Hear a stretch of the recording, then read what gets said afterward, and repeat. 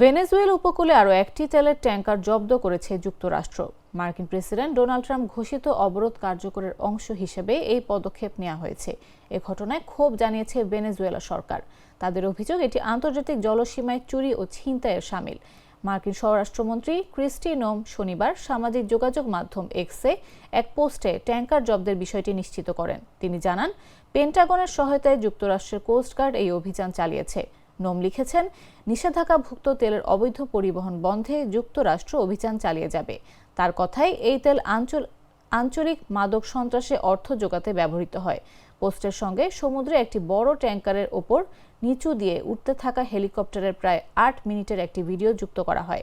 ভোররাতে চালানো এই অভিযানটি সাম্প্রতিক সপ্তাহগুলোতে ভেনেজুয়েলার আশেপাশে যুক্তরাষ্ট্রের দ্বিতীয় ট্যাঙ্কার জব্দের ঘটনা।